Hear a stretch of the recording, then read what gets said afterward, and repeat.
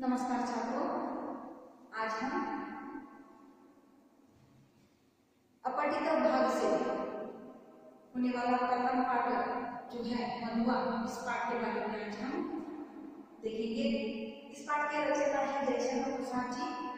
यह युग प्रवर्तक साहित्यकार माने जाते हैं और इनकी एक बहुत बड़ी सुप्रसिद्ध महाकाव्य जो है वह है कामायनी की सुप्रसिद्ध महाकाव्य। प्रस्तुत मधुआ इस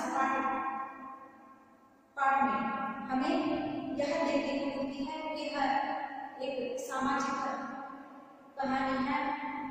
इस कहानी में हम एक शराबी होता है। शराबी व्यक्ति के जीवन में एक मधुआ नामक लड़के का प्रवेश होता है। जैसे ही वह लड़के का प्रवेश हो जाता है तो उस शराबी के मन में अपने जीवन अच्छा बनाने की सोच शुरू हो जाती है और वह हमेशा उस मधुआ नामक लड़के के बारे में हमेशा सोचने लगता है और उसको खाना खिलाने के बारे में वह हमेशा सोचने लगता है। इस तरह से वह शराबी का जीवन का परिवर्तन इस लड़के के जरिए हो जाती है। यह हम इस पाठ मधुआ द्वारा हम देख सकते हैं और इस पाठ के जरिए हमें यह दर्शाया गया है कि बाल मनोदशा किस तरह होती है और उतना ही नहीं, बुराई पर अच्छाई की जीत किस तरह से होती है, यह अवगत कराने के लिए इस प्रस्तुत पाठ का चयन किया गया है। इस पाठ में होने वाले मुख्य पात्र हम देखते हैं। प्रमुख पात्र जो है वो है मधुआ, प्रमुख पात्र है और इसमें होने वाला और मधुआ के साथ होने वाला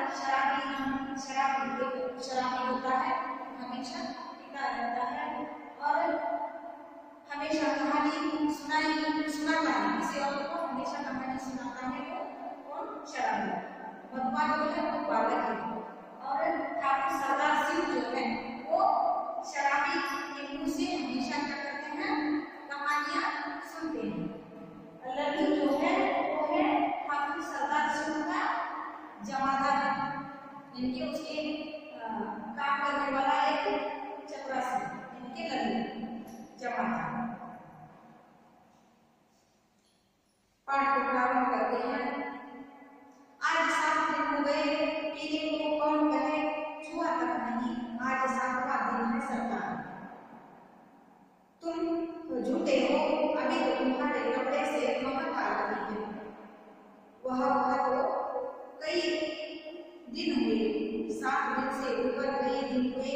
अंधेरे में बोतल उड़ने लगा था, कपड़े पर गिर जाने से नशा भी ना आया और आपको कहने का क्या कहूँ, सच मानिए 7 दिन से एक बूंद भी नहीं। आज 7वां दिन हो गए, पीने को कौन कहे, छुआ तक नहीं, आज 7वां दिन है सरकार। यानी कि यहाँ पे शराबी कहता है ठाकुर साहब से कि वह 7 दिनों से उसने कंठ तले एक बूंद शराब भी उसने नहीं पी है। 7 दिनों से एक बूंद भी उसने नहीं पिया है। इस तरह से 7 दिनों से मैंने कुछ नहीं पिया है सरकार। इस तरह से सरकार यानी ठाकुर साहब ठाकुर के सामने वह कह रहा था तो ठाकुर साहब कहते हैं कि तुम्हारे अंग से बदबू आ रही है शराब, तुम झूठ बोल रही हो। इस तरह से कहने के बाद वह कहता है अंधेरे में कहीं बोतल लेने लगा होगा, कभी वह अंग पर या तो कपड़े के ऊपर गिर गया होगा, वही बात है। लेकिन पीने से मुझे कुछ भी उसको पीने से मेरा कोई नशा नहीं हुआ है सरकार। 7 दिन से मैंने एक बूंद भी नहीं लगाया है। इस तरह से शराबी बोलता है। शराबी शराब पीता है लेकिन ऊपर से बोलता है कि मैंने कुछ नहीं किया है। इस तरह से सरकार के ठाकुर साहब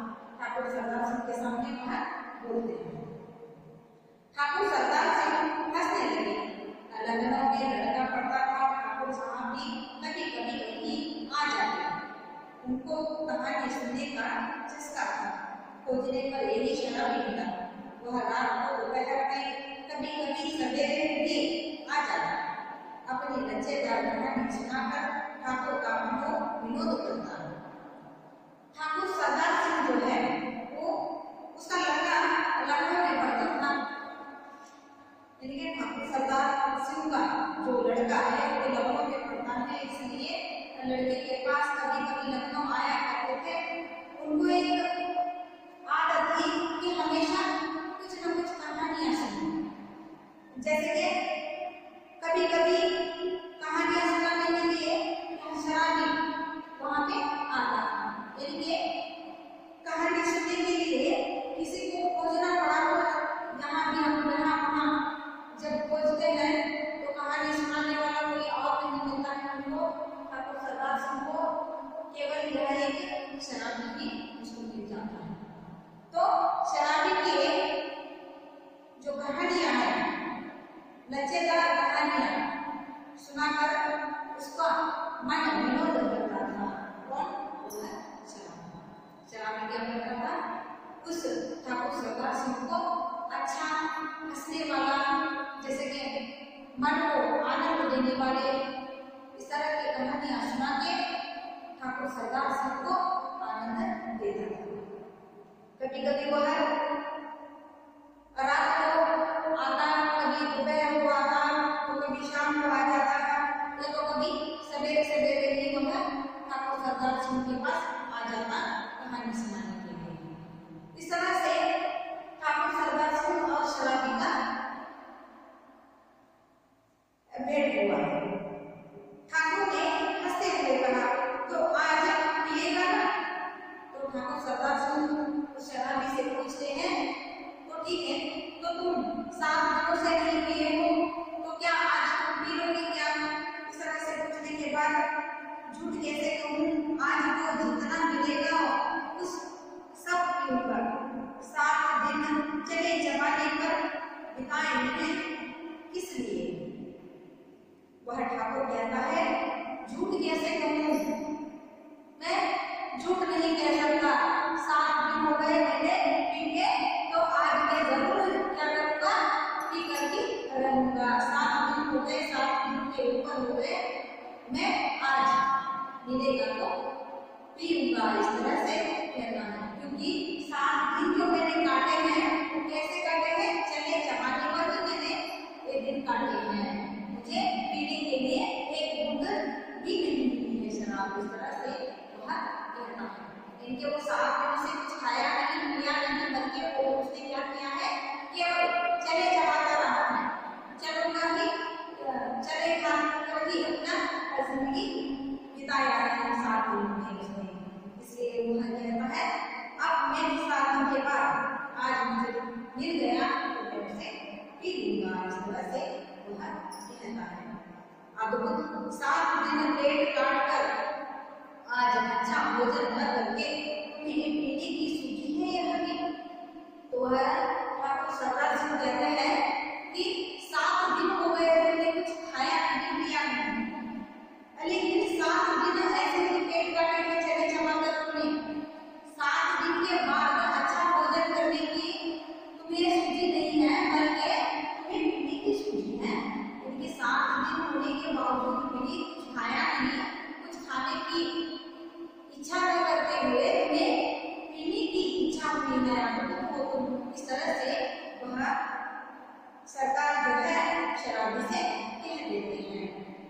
सरकार मौज बाहर की एक लंबे दुखपूर्ण जीवन से अच्छी है। उसकी कुमारी भी रखे काट लिए जा सकते हैं। तब शराबी कहता है कि सरकार मौज बाहर की एक घड़ी है।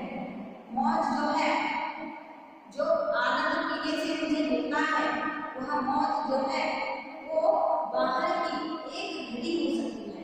लेकिन जो दुखपूर्ण जीवन जो है मैं चल रही है, उस दुखपूर्ण जीवन में एक मौज करने वाली ये जो घड़ी है, इसी को याद करते करते मैं अपना जिंदगी बिता सकता हूँ। यानी कि इस मौज की एक घड़ी मेरे जीवन पार करती है, क्योंकि मेरे जीवन में हमेशा केवल दुख है। मैंने अपना यानी कि दुख के लम्हों को ही अपने जीवन में मैंने देखा है, इसलिए मुझे मौज ही पसंद आती है। उस मौज से मैं अपना जिंदगी हमेशा के लिए उसे याद करके काट देता हूँ। अच्छा, आज दिन भर हमने क्या क्या किया? तो यहाँ पे ठाकुर साहब उस शराबी से पूछते हैं कि आज तुमने दिन भर क्या क्या किया है, काम क्या क्या किया है सुबह से शाम तक। इस तरह से उस शराबी से पूछ देते हैं। तो शराबी कहता है कि अच्छा, आज दिन भर मैंने अच्छा सुनिए, सवेरे कोहरा पड़ा था, मेरे मुंह से कमर सा वह भी सूर्य के चारों ओर ललकता था। हम दोनों मुंह छुपाए पड़े थे। ठाकुर साहब ने हंसकर कहा, अच्छा, तो इस मुंह छुपाने का कोई कारण? कोहरा यानी कि ओस हो सकता है, शबनम तो छेद में आने वाले सूर्य की किरण। कुहार यानी कि ओस या तो शबनम, यानी कि सुबह सुबह हमें देखने को मिलता है। सुबह के सूर्य की किरणों से किरण जब आरती के समय में हमें यहाँ देखने को मिलता है, यानी कि ठंड पड़ने से इस तरह का वातावरण हमें देखने को मिलती है। सवेरे कुहार पड़ता था, मेरी धुआं से कपल सा वह भी सूर्य के चारों ओर ललकता था। और इतना ही नहीं, उसने शराबी ने क्या की थी, कंबल ओढ़ के वह बहुत ही अपने आप को छिपाते हुए सूर्य की किरणों से बचाते हुए वह कंबल में वह सो रहा था। हम दोनों मुंह छुपाए पड़े थे। इतना ही नहीं, सूर्य की किरणों को न देखे इस तरह से कंबल और शराब दोनों क्या किए थे, सूर्य और शराब दोनों एक दूसरे को न देखे इस तरह से वह कंबल ओढ़ के क्या किया था, वह शराबी सो चुका था। दोनों मुंह छुपाए पड़े थे। ठाकुर साहब ने हंसकर कहा, अच्छा, तो इस मुंह छुपाने का कोई कारण? यानी कि इसके बाद को सुनकर वह ठाकुर साहब जी हंस पड़ते हैं और पूछते हैं कि तुम्हें मुंह छुपाने की कोई कारण है क्या, कोई वजह है क्या, क्या कारण है? इस तरह से पूछने के बाद वह शराबी कहता है, 7 दिन से एक बूंद भी गले न उतरी थी। भला मैं कैसे मुंह दिखा सकता था? और जब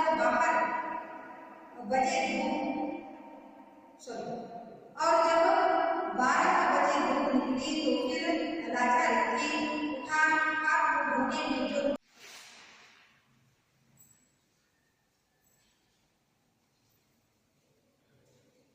ठाकुर साहब ने हंसकर कहा, अच्छा, तो इस मुंह छिपाने का कोई कारण नहीं है। 7 दिन से एक बूंद भी गले न उतरी थी। भला मैं कैसे मुंह दिखा सकता था? और जब 12 बजे धूप निकली तो फिर राजा रखी उठा हाथ धोने में मुझे दुख हुआ। सरकार, वह क्या कहने की बात है? पास में पैसे बचे थे, चना चपाने से दांत भाग रहे थे, कटकटी लग रही थी, पराठे वाले के यहाँ पहुंचा, धीरे धीरे खाता रहा और अपने को सेकते भी रहा। फिर गोमती किनारे चला गया, घूमते घूमते अंधेर हो गया, बूंद पड़ने लगी, तब कहीं भाग के आपके पास आ गया। तो ठाकुर साहब कहते हैं कि ऐसे मुंह छुपाने का कारण क्या है? तो वह बताता है कि मैंने 7 दिनों से एक बूंद भी अपने गले में नहीं उतरा है, एक बूंद भी अपने गले में नहीं उतरा है। 7 दिन हो गए, मैंने कुछ पिया नहीं है, तो कैसे मुंह दिखाने लायक रहूंगा?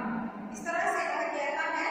और 12 बजे उठता है, वो दिन के 12 बजे उठता है और उसको उठने से भी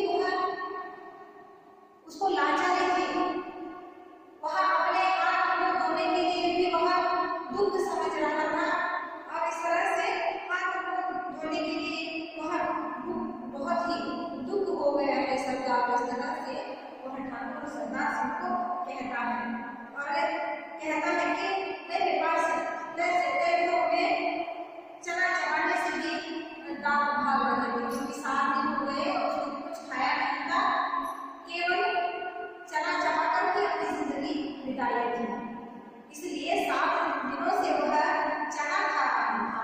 चना खाते खाते वह कटकटी लग रही थी, तो उसके दांत भी क्या कर रहे थे, चना खाने से भाग रहे थे।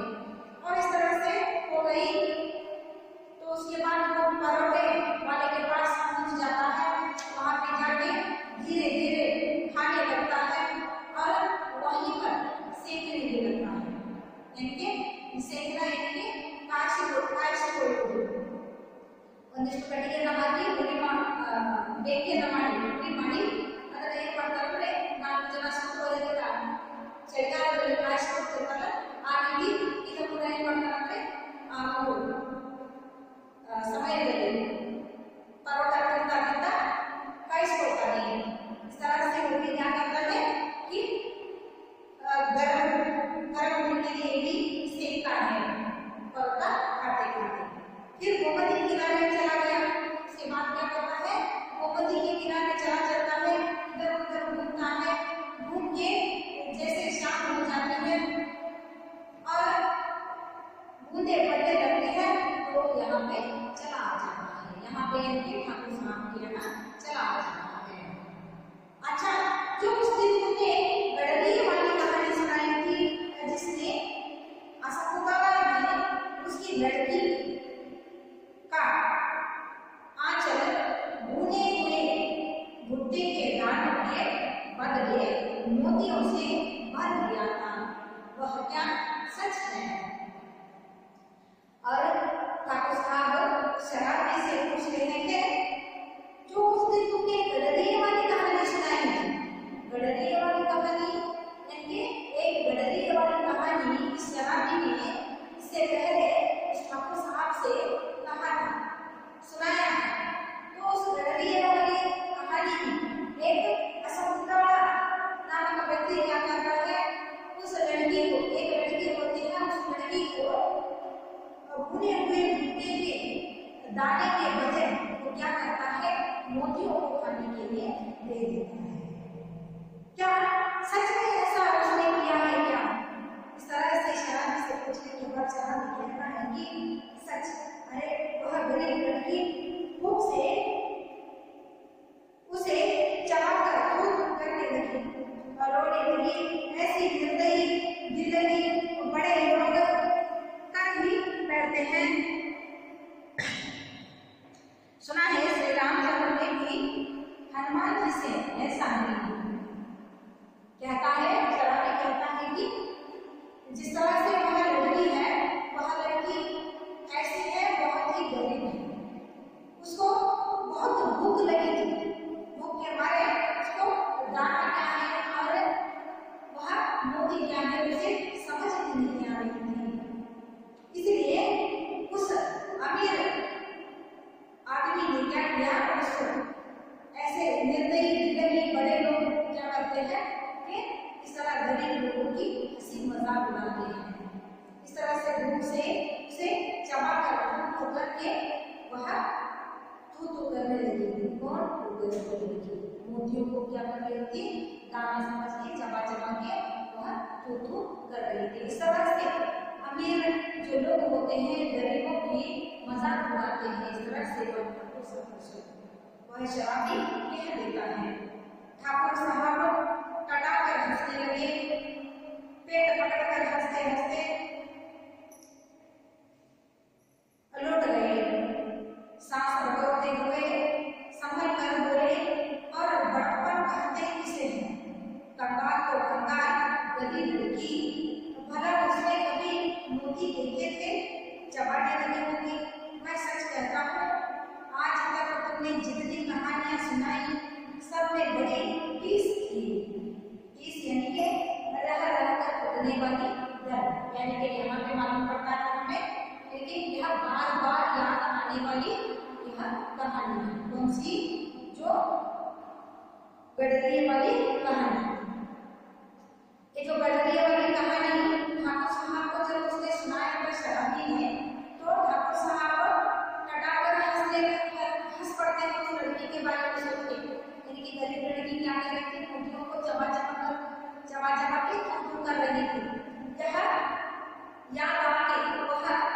इतनी जोर जोर से हंसते हैं कि पेट पकड़कर हंसते हैं और सांस रोकते हुए संभल कर बोलते हैं।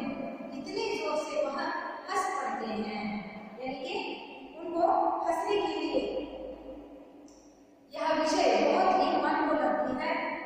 जो यह गडरी वाली कहानी में होने वाली लड़की की जो अकल देखकर यह ठाकुर साहब बहुत ही हंस पड़ते हैं और इतना हंसते हैं पेट पकड़कर हंसते हैं।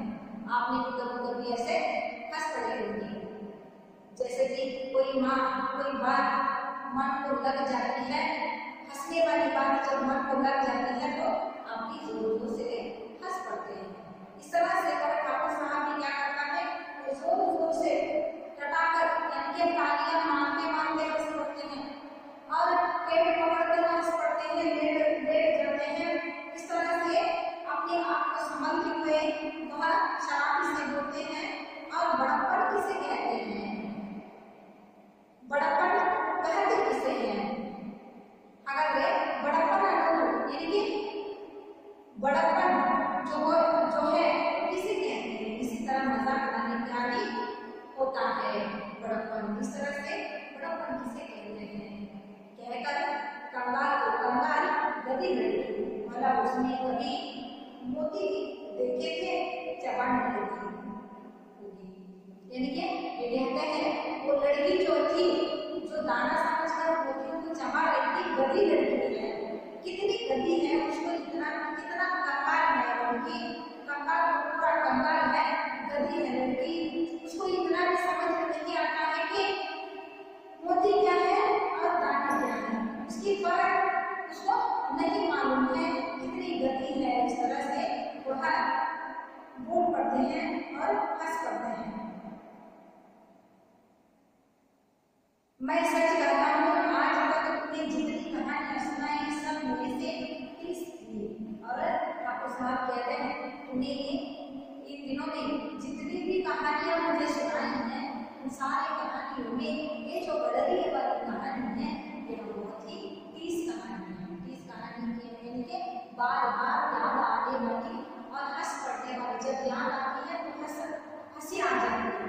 इस तरह की जो कहानी है वो यह गडरी वाली कहानी है।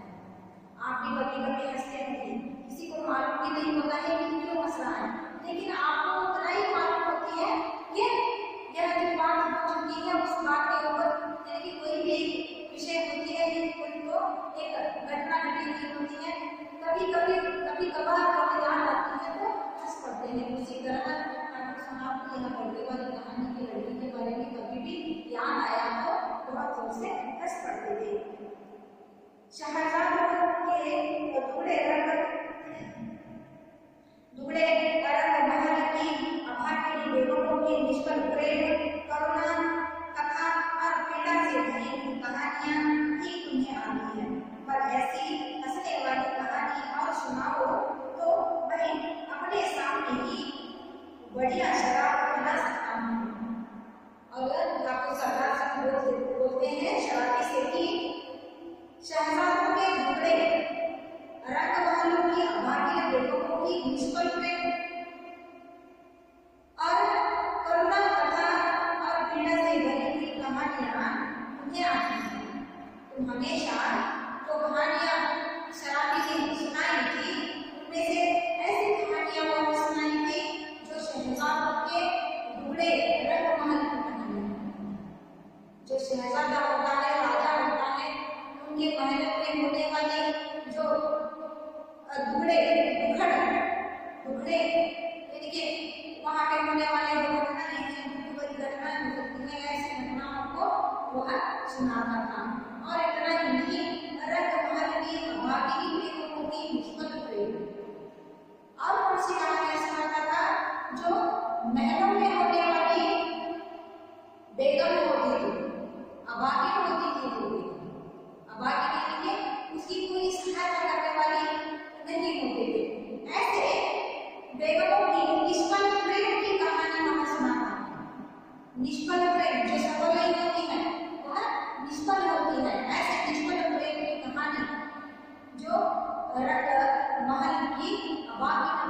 बुजुर्गों की कहानी, निष्कल प्रेम की कहानी सुनाता था और करुण कथा और पीड़ा से भरी हुई कहानियां वह सुनाता था।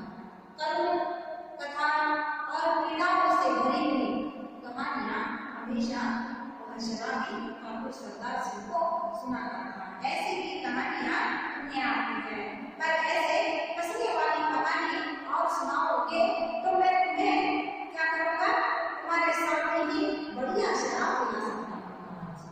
इस तरह से वह ठाकुर साहब कह देते हैं, तुम अगर हंसने वाली कहानी सुनाओगे तुम्हें जितना चाहिए उतना मैं आज तुम्हें शराब दूंगा। इस तरह से ठाकुर साहब कह देते हैं। सरकार बूढ़ों से सुने हुए वे नवाबी के सोने से दिन आंगड़ियों की अरग हरेलियां, बदुकियों की दर्द भरी आहें रंग महलों में गुड़ कर मरने वाली बेगमें अपने आप सिर में चक्कर काटते रहती है। मैं उनकी पीड़ा से रोती करता हूँ। वह शराबी कहता है कि बूढ़ों से सुने हुए वे नवाबी के सोने से दिन, यानी कि जो शराबी कहानी सुनाता था वो शराबी कहाँ पी के बस आने का मैंने सुना था, बुजुर्गों से, बूढ़ों से। वो ऐसा मतलब था, बूढ़ों से उसने क्या की थी, ऐसी कहानियां सुनाता। तो उन सारे अमीरों की रंगरेलियां, यानी अमीरों की जो रंगरेलियां होती थी, दुखियों की दर्द भरी आंखें जो होती थी, अरग महल में वो घुट घुट कर मरने वाली जो बेगम होती थी, इनके नाचार बेबस ऐसे महल में होने वाली जो बेगम होती थी, और ये सारे के सारे जो कहानियां उन बुजुर्गों ने सुनाई है वो हमेशा मेरे सिर में, यानी कि अपने आप सिर में क्या करते हैं, चक्कर काटते रहते हैं। इसलिए उनकी पीड़ा से मैं क्या करता हूँ, उनकी पीड़ा से, इसकी पीड़ा से रंग महलों की होने वाली जो घटनाएं हैं, घटनाओं से, उनकी पीड़ा से, उनके दर्द से आज यह शराबी क्या करता है और वो पड़ता है। और अमीर कंगाल हो जाता है, अमीर कंगाल हो जाता है, बड़ों के घमंड चूर चूर होकर धूल में गिर जाते हैं। तब भी दुनिया बड़ी पागल है, मैं उसके पागलपन को भूलने के लिए शराब पिए करता हूँ सरकार, नहीं तो यह बुरी बला कौन अपना गले लगाता। वो कहता है, शराब कहता है, अमीर कंगाल हो जाते हैं, अमीर लोग भी कभी कभार क्या हो जाते हैं, कंगाल हो जाते हैं, और बड़े लोग का घमंड भी मिट्टी में चूर हो जाती है, धूल में जाती है। और तब भी दुनिया ऐसी ही थी, तब भी दुनिया बहुत पागल थी। यह जो बात है, यह शराबी क्या करता है, इस तरह के वहाँ इनके उस समय में होने वाली कहानियों को अपने जिंदगी की दुख दर्द समझकर वह क्या करता है, शराब पीने लगता है। इसलिए वह सरकार से कहता है कि ठाकुर साहब से कहता है कि मैं उसको पागलपन को भूलने के लिए शराब पीने लगता हूँ।